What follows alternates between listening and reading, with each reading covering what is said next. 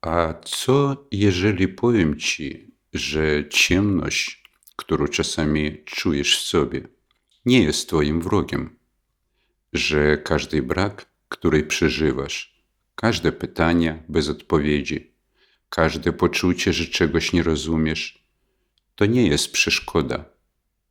To jest samo wejście. Wejście do światła, którego jeszcze w sobie nie odkryłeś. I to nie jest metafora. To jest prawo, według którego zbudowane jest twoje wnętrze.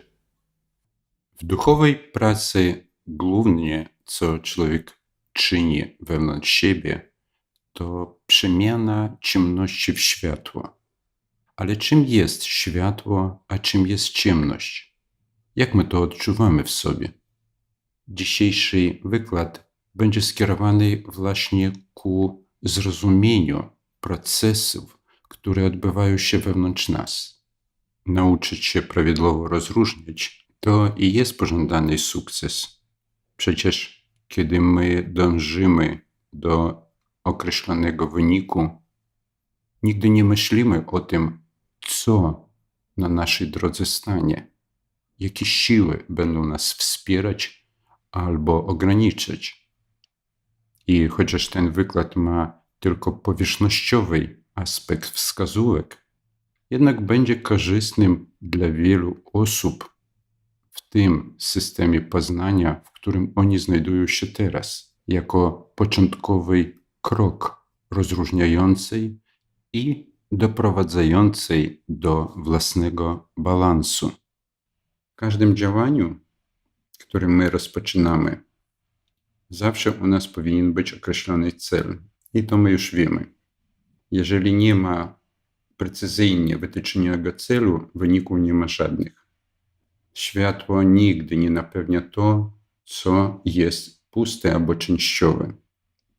Ale kiedy my mówimy o systemie napewnienia świateł, nam należy na tym etapie dokonać pewnego rozróżnienia. Co to jest światło, a co to jest ciemność. My o tym mówiliśmy wiele razy. Ogólnie rzecz biorąc, o świetle my mówimy cały czas.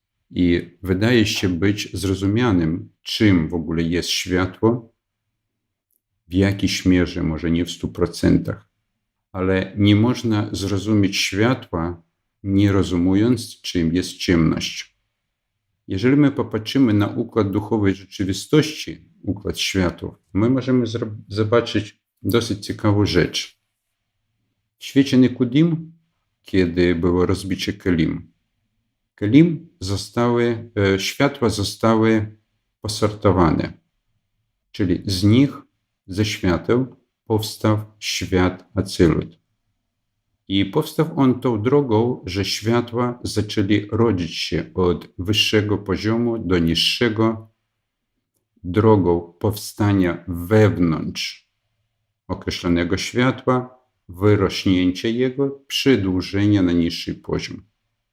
Taki system został przekazany aż do poziomu naszego świata.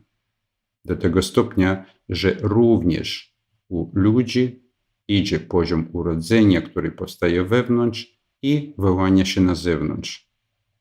Tak jest i w duchowej rzeczywistości wyższej, w światach Bea. I zaczyna się to, jak pamiętamy, od Parcufa Atik, a dokładnie od Arihampin de Acylut. Ale co z drugą częścią? Czyli ta część, która nie została odebrana w świecie Nikudim. Jak pisze Baal Sulam, na tym miejscu, czyli powstało puste miejsce, puste absolutnie, bez światła. To pojęcie puste, bez światła, ono powinno było być odpowiednio ukształcone. Tam zostały wszystkie rozbite kelim, czyli życzenia, pragnienia. Tam znajduje się to, co my nazywamy nieczystość i tam znajduje się to, co my nazywamy ciemność. A więc wszystkie światy Brija, Jecyra, Asija znajdują się za jakoś określoną systemem powłoki ciemności. Niemniej jednak, teoretycznie to nam zrozumiane jest, jak to wygląda wewnątrz nas samych.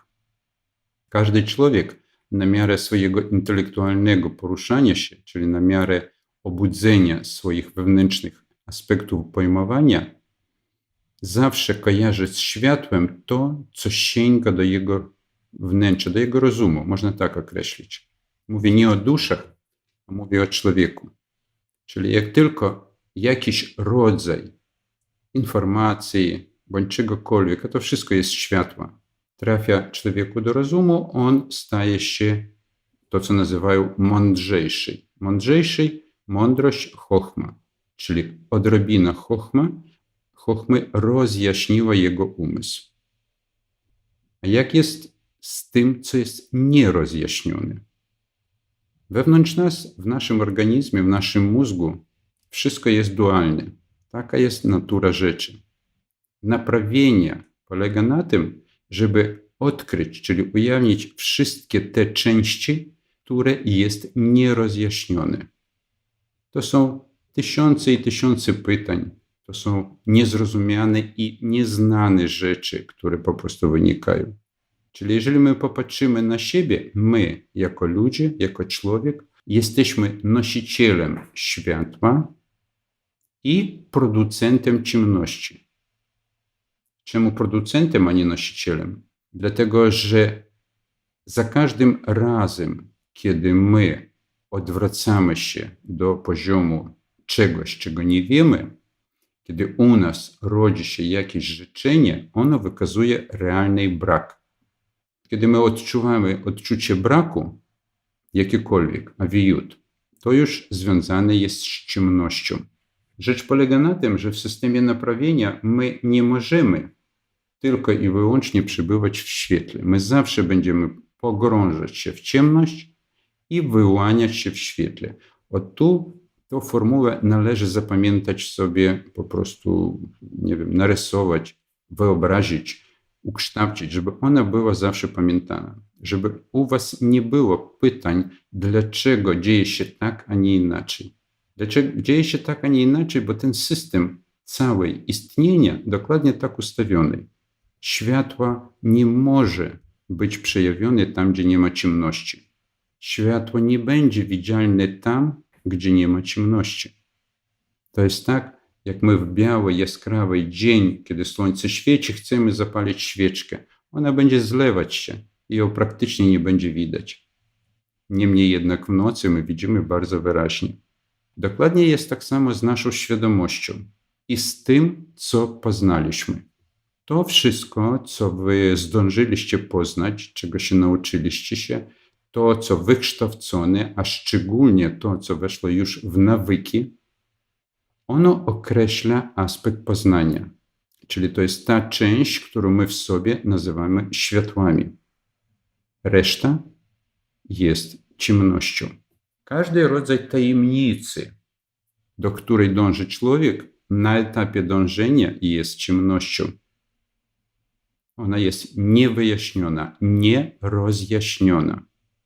Każdy rodzaj lęku przed nieznanym wychodzi z ciemności. Czyli my widzimy jakiś horyzont swoich wewnętrznych obrazów, my widzimy jakąś przestrzeń, która z nas się wyłania i ta przestrzeń musi wyłonić się w ciemności, czyli tam, gdzie było niepoznane. Więc w tym momencie, kiedy my mówimy odnośnie kelim, czyli życzeń, one wszystkie wyłaniają się właśnie z tej pustej przestrzeni, w której zostały osadzone dusze. I wszystkie światy. Tak zwany upadek światów, upadek dusz, upadek aniołów, to wszystko jedne i te same procesy. Te procesy były docelowe, ukształcone, żeby rozszerzyć poziom panowania światła. Rzecz jasna, że w naszych ludzkich miarach to jest niezrozumiane, dlatego że to są ogromne, podkreślam, bardzo ogromne odcinki czasu. To nawet nie tysiące, nawet nie miliony lat. Znacznie, znacznie więcej. I ten proces odbywa się non-stop. Kropla po krople. W stanie rozszerzenia od wewnętrznego. Kiedy my mówimy o systemie indywidualnego naprawienia, Tu troszkę inaczej jest. Dlatego, że system naprawienia, on ma dwa charaktery. Jest to, co wychodzi na zewnątrz i co my rejestrujemy, czyli rozprzestrzenienie orchozer nazywa się rozjaśnieniem, czyli wyłonięciem jakiejś wiedzy, mądrości, siły, światła, emanacji, zdrowia, czegokolwiek z was na zewnątrz. A system wchłaniania, on idzie zupełnie od innej strony. Żeby tu dobrze wszystko zrozumieć i poukładać sobie prawidłowo, żeby ustawić swój poziom w odpowiednim kierunku, nam trzeba zobaczyć źródła, które na tym ewolucyjnym poziomie nas zasilają. I my znajdujemy dwa aspekty, dwa główne źródła. Pierwsze z nich to jest to źródło, które zasila lipę i podtrzymuje ją i nazywa się ono Nerdakik. I to wszystko to, co jest wokół nas i głównym świeceniem jest albo duszy ludzi podobnych do nas, które nam dają natchnienie albo rozjaśnienie, bądź wielkie źródło, którym jest Słońce. I jedno i drugie wpływa bezpośrednio na naszą formę, ale nie na duszę. W momencie, czyli forma jako taka, ciało, wszystko co z nim związane, ono uzależnione głównie od tych czynników. Dlatego, że każdy człowiek potrafi z siebie emanować świecenie i to wszystko, co przychodzi do nas tak jakby z zewnątrz, ono rozświetla i naświetla klipy. Każdy człowiek chce być zdrowy, nie chorować, żeby wszystko było w porządku. Tu jest od razu zrozumienie, żeby siła i energia była wewnątrz formy, żeby forma mogła długo istnieć, ona musi być ciągle zasilana przez Nerdakik, a w naszym pojmowaniu to jest właśnie przez Słońce albo przez ludzi. Jest wiele innych źródeł zasilania. Oni mają charakter na przykład ziemski, tam pola siłowe różnego typu, to co ludzie nazywają miejsce mocy, to wszystko zasila klipę, czyli ciało. Na duszę i rozwój duchowy to nie ma wpływu. Ono stwarza warunki dla klipy, żeby można było tworzyć życzenia. Nawet to, co my widzimy wokół siebie jako biały dzień, w realności nie jest takim. Poziomu wyższych to jest ciemność. Chociaż my widzimy to w systemie rozjaśnienia, dlatego że człowiek rodzi się z absolutnej ciemności, wychodzi na świat albo w świat i tam, gdzie on wychodzi, idzie po prostu poziom zasilenia. Słońce, Ziemia i inni ludzie jego zasilają. Wszystko to ma charakter ciemności, nie światła bezpośredniego. Chociaż takie gwiazdy i Słońce, oni uważane jest za światła w naszym świecie i w naszym pojmowaniu na dzisiaj. Dlatego wiele ludzi sięga po horoskopy, po różne inne wróżby, jak los człowieka, jak on się rozwija, co z nim się dzieje, jak on osiąga sukcesy. Wszystko to ma uzasadnienie do podtrzymania istnienia formy. Wszystkie te rzeczy, o których my mówimy, oni mają głębokie połączenie właśnie z naszą formą, czyli z naszym ciałem. I oni wpływają na nie. I teraz, kiedy my idziemy dalej, my zobaczymy, że w Torze mówi się coś innego. Mówi się, że wszystkie te wróżby i tak dalej, nie dotykaj tego. Pytanie czemu? Dlatego, że Tora to jest duchowe światło. Ono związane jest z systemem transformacji. I ono nie pochodzi z zewnątrz. Źródło duchowego światła jest Stwórca. I znajduje się ono w każdym człowieku, wewnątrz. Miara wielkości duchowego Słońca, to co my nazywamy, również w kabalistycznym języku my nazywamy to jest sfera Zerampin, która rozjaśnia nas od wewnątrz. I tam idą dalej podejmowania, podnoszenia świata.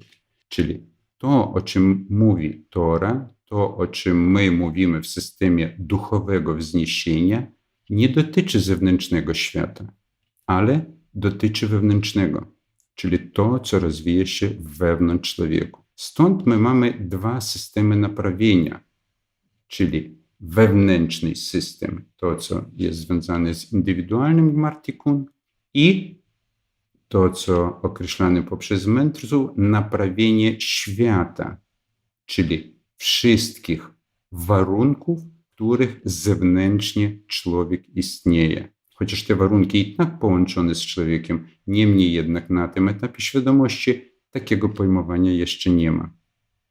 I dlatego my widzimy wszystkie rzeczy na zewnątrz siebie oddzielnie. I widzimy prawidłowo na tym etapie ewolucji.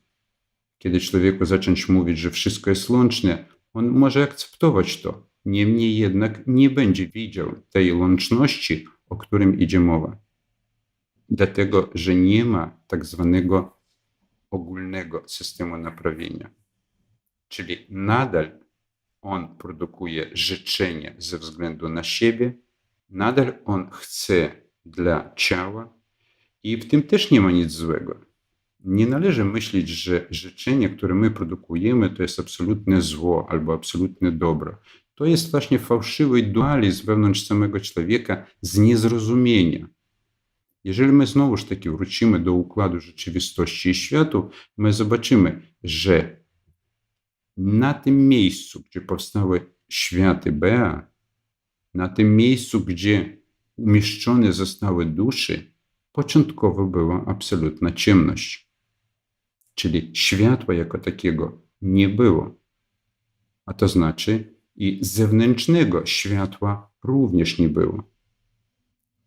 Stąd w pierwszych słowach Tory my również uczymy, że stworzył światło, wielkie światło, czyli w postaci słońca.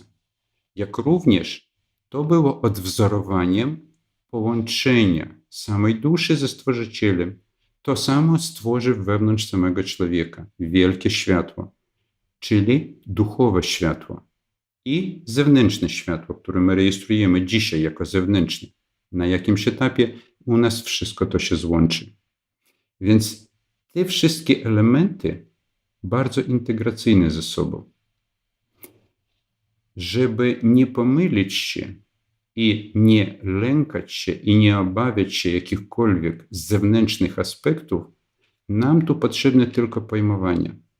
Każdy rodzaj lęku przed nieznanym, przed czymś, to jest potencjalny stan naszego odkrycia.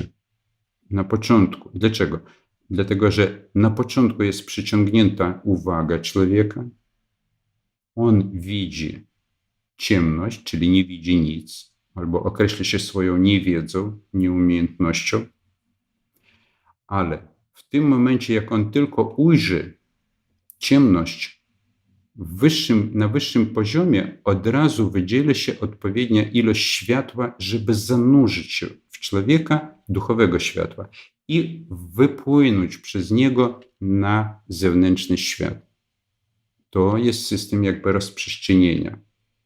Niemniej jednak niegotowość człowieka do takiego procesu, ona stopuje, czyli człowiek wycofuje się od tego poziomu, on również wycofuje się od duchowych świateł, dlatego że lęk jego był skierowany nie w odpowiednim kierunku, nie do Stwórcy, a do pustej przestrzeni, do nicości jako takiej. A jak jest ze wszystkimi nieczystymi siłami, istotami i wszystkimi innymi rzeczami, które stoją po nieczystej stronie? Należy ich się bać czy nie? Tu jest drugi dylemat świadomości samego człowieka. Ludzie, nie znając określonych praw wysokości systemu rozprzestrzenienia, nie znając praw Stwórcy, zawsze będą bali się tego, co przed nimi jest nieobecne albo ukryte. Wszystkie istoty, które były stworzone, czy to po czystej stronie, czy nie po nieczystej stronie, były stworzone dla wzrostu duszy, żeby człowiek mógł wzrastać. Czysta strona, czyli to, co my mówimy po prawej stronie, idzie światło Or-Hasadim, czyli obłóczenia, dając człowieku odczucie nadziei, dając człowieku odczucie natchnienia, dając jemu siłę na duchową pracę. A po lewej stronie, a co u nas idzie po lewej stronie? U nas po lewej stronie idzie światło Chochma. Wy zadacie pytanie, jak to możliwe? Chochma w ciemności? Przypomnijcie, co ja wam dzisiaj powiedziałem. Mądrość niepoznana jest ciemnością dla człowieka. Żeby tę mądrość poznać, on musi mieć odpowiednią ilość obłoczenia, czyli Or-Hasadim. Obłoczenie daje mu możliwość robienia kolejnych kroków, czyli otwierania mądrości. I po lewej stronie wszystkie tak zwane nieczyste światy, one są przemienne. Co to znaczy? Jeżeli człowiek nie ma odpowiedniego obłoczenia, wszystkie te siły stoją tak jakby przeciwko człowiekowi. Czyli on bynajmniej tak czuje. Mogą go zaatakować, tam zabrać energię i tak dalej. Ale tylko w tych życzeniach, które jest nienaprawione. W innych życzeniach oni nie mogą człowieka dotknąć. Ale jak tylko człowiek ma obłoczenie, znowuż taки ta lewa strona otwiera się, podnosząc jego środkową linię, dając jemu mądrość. A wszystkie te postacie tak zwane demoniczne i inne przeobrażają się zupełnie w inną postać. Rzecz jasna, że to nie jest proces jakby powszechnie dla ludzi. I wiele ludzi dosyć często mylnie wybiera, że jeżeli oni będą kłaniać się jakimś demonom, to oni uzyskają jakąś laskę. Nie. To nie działa w ten sposób. Człowiek, pochylając się na lewą stronę, dążąc do tej mądrości, do tych tajemnic, jest w stanie w ogóle mieć zanik w ogóle duchowego światła. A system działa w ten sposób, że miara otwarcia, czyli przemiana duchowych wszystkich postaci w inną postać, w czystą postać, ona odbywa się przez samego człowieka drogą przeobrażenia świateł, czyli drogą Or-Hasadim. Kiedy Or-Hasadim zaczyna dominować, w tym momencie następuje poziom wpływu, dlatego że to, co było ciemne, staje się jasne. Można wiele polemizować na ten temat, ale pomyślmy sobie, czym rządzą wyższe anioły? Owszem, oni mają wpływ na życie Ziemi. Oni mają wpływ na różne inne postaci, ale załóżmy, kiedy pięknie świeci słońce, sprzyja temu określony anioł. Kiedy dusza znajduje się w błogości, jest nie za gorąco, jest nie za zimno, jest w sam raz. Kiedy rozpoczyna się burza na tym samym niebie, ludzie się lękają i tym już zarządza struktura demoniczna. Czemu? Bo jest brak odpowiedzi, co się dzieje. Znajomość fizycznych praw naszego świata nie daje rozwiązania człowiekowi, dlatego że to jest cząstkowa wiedza o skutkach, ale nie o przyczynach. W momencie, kiedy człowiek poznaje rzeczywistość, jaka ona jest, on może zmieniać właściwość jednych aniołów na właściwość drugich aniołów. I tam, gdzie były chmury i burze, zaczyna świecić słońce i przejawiać się stan taki, jaki jest pożądany. Kiedy my spojrzymy na przykład na Ziemię, od wszystkie istoty niższe, które mieszkają, no nie wszystkie, duża część, oni mają powiązania z nieczystymi duchami i strukturą demoniczną, wykonując tylko i wyłącznie swoją pracę i swój tryb życia. Dokładnie podobnie jest w saranczy, w niektórych zwierząt, nie we wszystkich, ale w niektórych, podobnie jest w rybach. Wiemy, że jest istoty bardzo agresywne i jest istoty zupełnie łagodne, niezależne od ich wielkości. To wszystko związane jest z wykonaniem określonych funkcji. Człowiek rzecz nadaje zmiany tym bądź innym istotom. Przypomnijcie sobie, jak uczyliśmy w Zoharze, że na początku, kiedy Adam był na poziomie ogrodu edemskiego, nawet kiedy wyszedł z ogrodu edemskiego, on miał taki poziom świętości, czyli obłoczenia, że wszystkie zwierzęta przed nim się kłaniały. Ale w momencie, kiedy świadomość opuściła się jeszcze bardziej i pogrążyła się w życzeniu otrzymać, w tym momencie zwierzęta, widząc, czując u człowieka właśnie podobne wibracje do swoich, zaczynają być wyżej człowieka, czyli oni zaczynają nad nim dominować. Człowiek jakby opuszcza się świadomością poniżej ich poziomu. I w tym momencie on jest w pułapce właśnie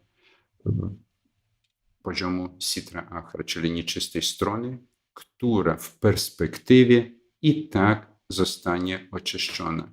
Jak powiedziano, w końcu naprawienia wszystkie nieczyste światy znikną.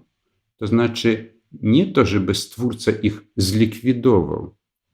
Poziom wpływu Stwórcy jest tylko na poziom ostatni Malchut. A człowiek na miarę swojego oczyszczenia zlikwiduje ze swojej przestrzeni wszystkie aspekty nieczystości, podnosząc się. Czyli z jednej strony on niby znajduje się na tym samym poziomie, a z drugiej strony podnosi się wyżej.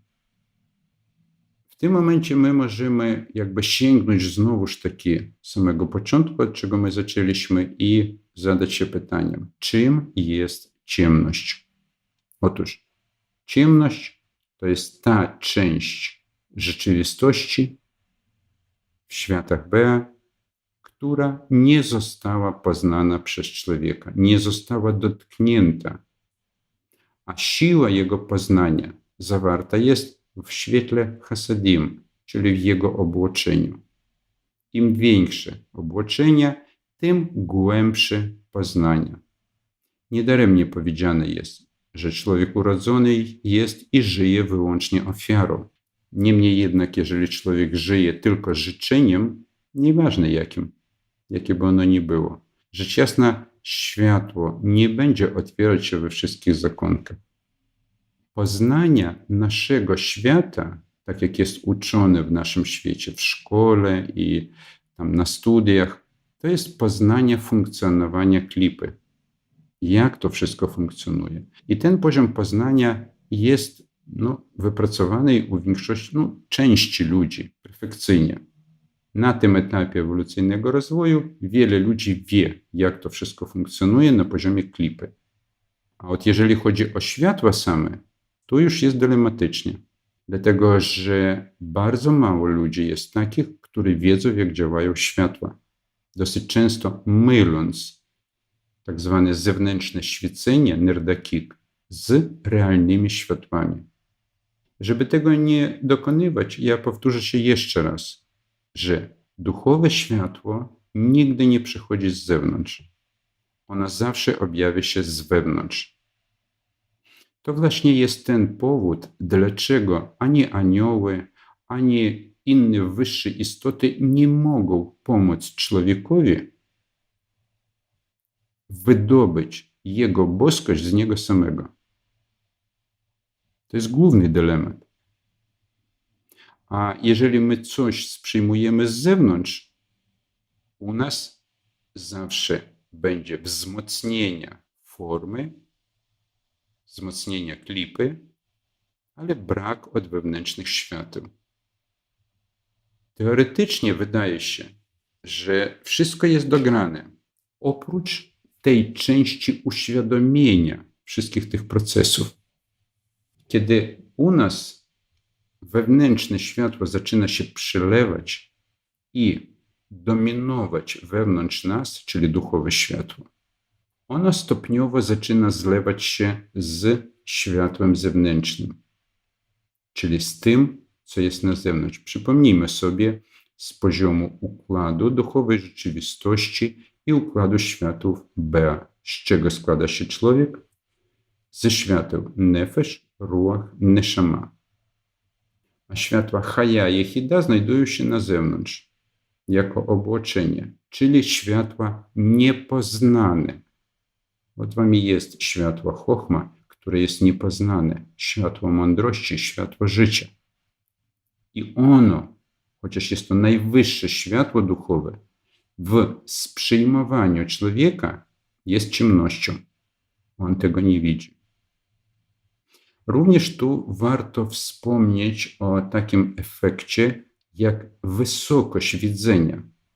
Dlaczego niektórzy ludzie myślą, że on widzi bardzo wysoko, bardzo daleko. Każdy punkt zatrzymania świadomości znajduje się na określonym poziomie rozwoju. Na przykład, jeżeli człowiek znajduje się na poziomie sfery Tiferet, świata Asija, to kolejnym jego poziomem widzenia i odczuwania będzie sfera Gwura, ale sfera Chesed będzie ciemnością. I tak dalej. Świat Jecyra będzie ciemnością. Świat Brija będzie ciemnością. Już nie wspomniałem o Acylut. I to nie zależy od jakichś wewnętrznych zdolności czy predyspozycji. Zmiany następują w mgnięciu oka. Zależy od tego, na jakim poziomie znajduje się jego świadomość. Czego on jest świadom. Im bliżej do ciała, tym mniej widoczność, dlatego że mniejsze obłoczenie.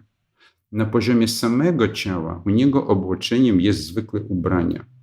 Nawet nie energii, nie siły, nie światła.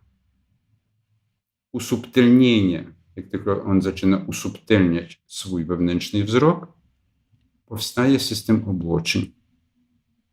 I od teraz, kiedy my mówimy o systemie ofiary, kiedy my mówimy o systemie emanacji, my mówimy o tym, co wychodzi z naszego wnętrza i sięga najniższych poziomów. Dlatego, że człowiek w materialnym świecie zawsze robi tylko to, na ile światła do niego przychodzą od wewnątrz. Jeżeli z jego wnętrza wyłania się światło, on będzie dokonywać podobnych czynności również w materialnym świecie. Jeżeli to światło z jego wnętrza nie wyrywa się, w materialnym świecie on będzie tylko opierać się o życzenie otrzymywać. Dlatego, że tam opuszczono jego świadomość. Więc patrząc na czyny człowieka, my bardzo prosto możemy określić, jaki jest poziom jego duchowości. Patrząc na swoje własne czyny, co my robimy w materialnym, jak postępujemy, my możemy określić, na ile jest rozwinięta nasza duchowa konstrukcja. To, o czym ja teraz mówię, jest bardzo istotne, dlatego że my powinniśmy wiedzieć, na czym my stoimy, na czym bazujemy, jaki jest fundament w ogóle nas samych. Nie znając fundamentu, myśląc, że ja jestem dobrym człowiekiem, nikogo nie krzywdzę, wszystko jest w porządku, to niczego nie oznacza. Ja mogę być dobrym człowiekiem i stać w jednym miejscu. Słowo krzywdzić czy nie krzywdzić, bo co to jest krzywda? Krzywda to jest wtedy, kiedy ja chcę coś przyciągnąć dla siebie. Obfitość, emanacja to jest wtedy, kiedy ja chcę kogoś uszczęśliwić. To jest dwie różnice i one nie przychodzą z zewnątrz, one wypływają wewnątrz. Pierwsza daje nam odczucie ciemności, bo my zapadamy się w siebie, w życzenie. Druga daje nam odczucie emanacji i błogości. To wszystko, co wpada wewnątrz nas, odrobinkę świeci. Później gaśnie. dlatego że urywa się kontakt ze źródłem. To, co wychodzi z nas, nie zaprzestaje świecić nawet wtedy, kiedy nasza świadomość znowu puszcza się. Dlatego że zawsze znajduje się w miejscach swojej emanacji. Za przykładem, jeden człowiek uczynił dla drugiego coś wspaniałego. Wewnętrzną swoją ofiarność przejawił. Później na drugi dzień jego świadomość opuściła się w dół. Ale ten człowiek, któremu on przejawił swoją ofiarność, nadal utrzymuje to świecenie i nie zaprzestaje. I kiedy oni się spotkają po 2, po 3 dniach, kiedy pierwszy będzie opuszczony, to w tym momencie drugi od razu jego podnosi z tym samym światłem ofiarności, które znajdowało się w pierwszym, na samym początku. Zaś jeżeli druga sytuacja, my otrzymujemy coś, nasze życzenie dominuje, ono chwilowo jest napełnione. I ten stan od wewnętrznego napełnienia daje nam poczucie radości i obfitości.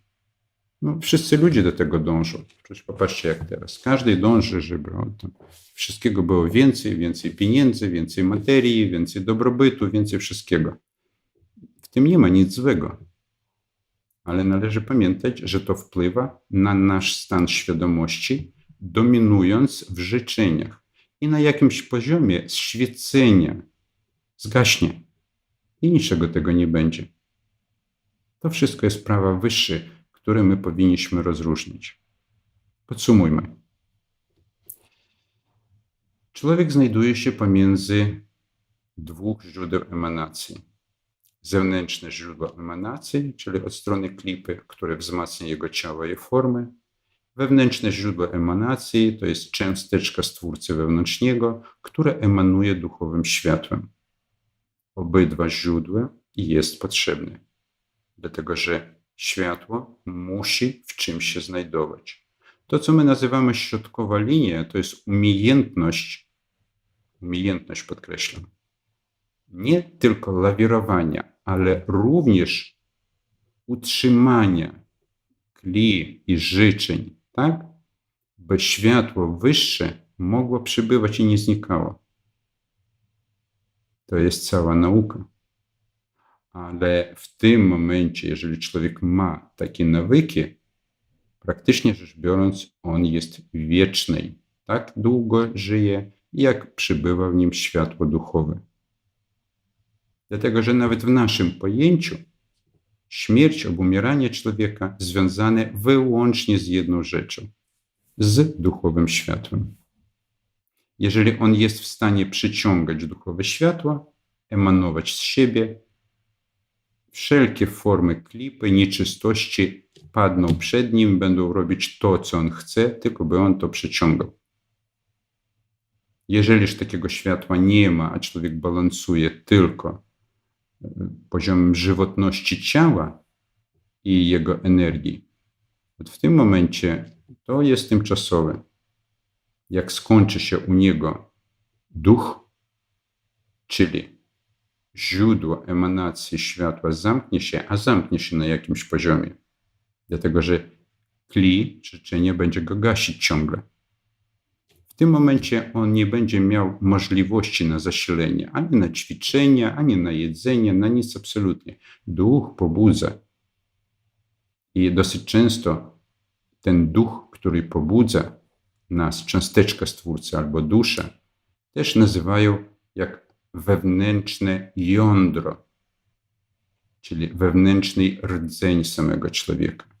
On musi być bardzo dobrze ustawiony i odbudowany. Początkowo on jest w stadium wzrostu. U was wszystkich on jest w stadium formacji. On jeszcze nie jest gotowy do użytku. Dlatego siły stopniowo porzucają z powodu tego, że zaczyna dominować kli, czyli światło. W procesie nauki my zgłębiamy wszystkie te poziomy, czyli i jak działa ciemna strona, i jak działa jasna strona, i jak działa balans wewnętrzny. Wiadomo, że nie jest to wiedza na jeden dzień. To jest wewnętrzny praktykum, który objawia się każdego dnia w innych życzeniach, w innych formach i na tym nam należy skupić uwagę.